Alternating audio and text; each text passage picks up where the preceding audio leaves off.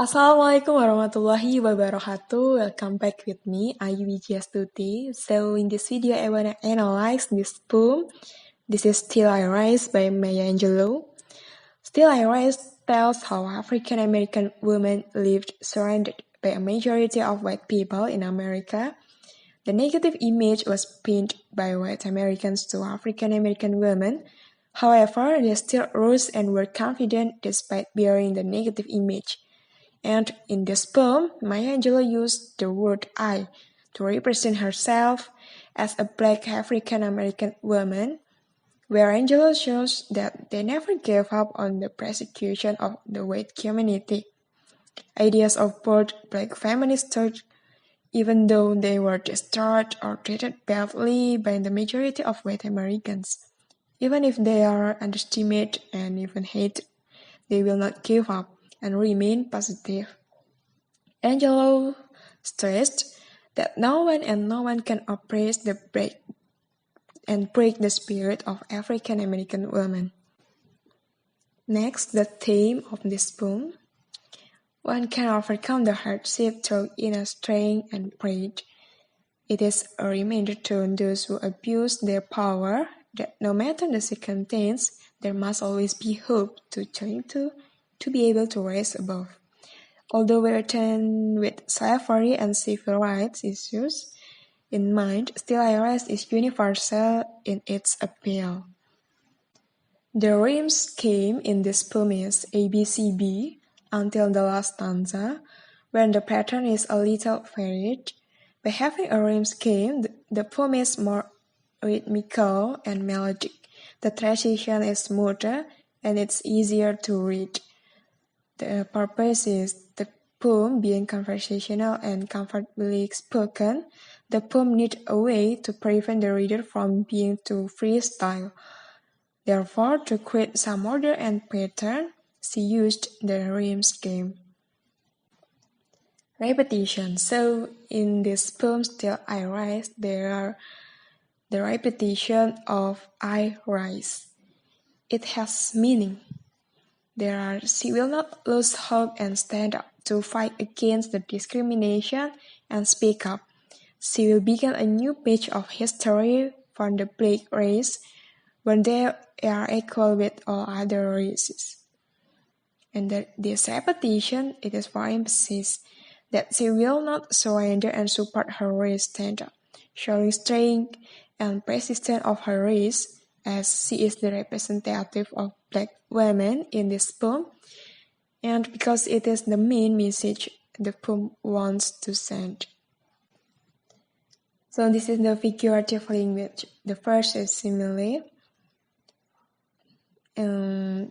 but still like dust I'll rise, but still like air I'll rise. Dust and air are used to describe the way in which the speaker rises.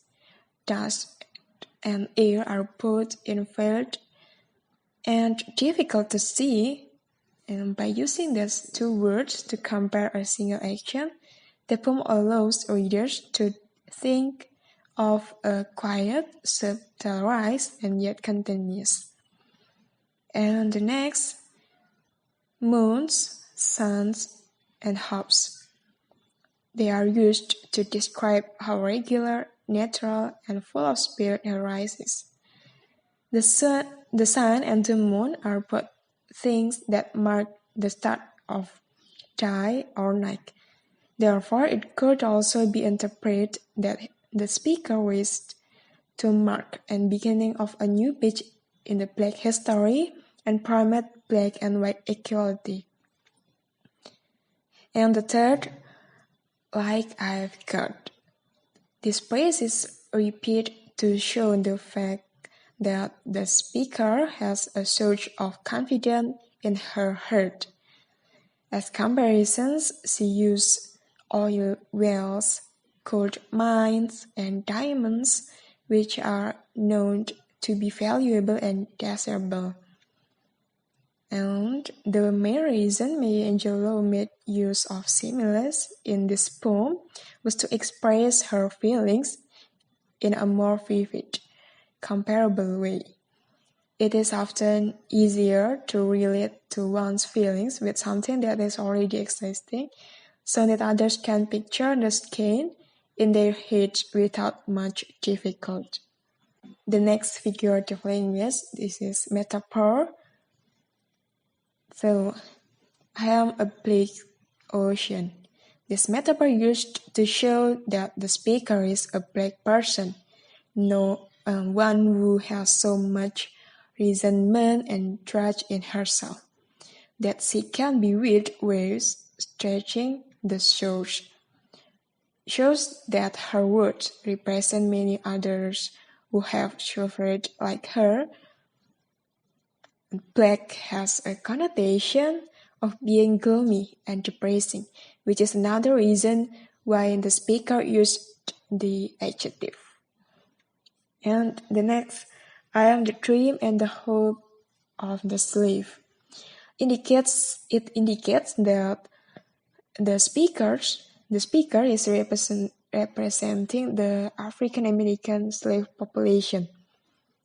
The speaker is being directly addressed as a dream and hope. Dream and hope here are both more of futuristic words than of present or past. So therefore, this comparison implies that the speaker will contribute to the bright future of the slaves and will not fall down despite any mistreatment. It also suggests the speaker's confident and strong because the tone in this poem, this is said, is very declarative. So I think that's all from me. Thank you for watching my video. Wassalamualaikum warahmatullahi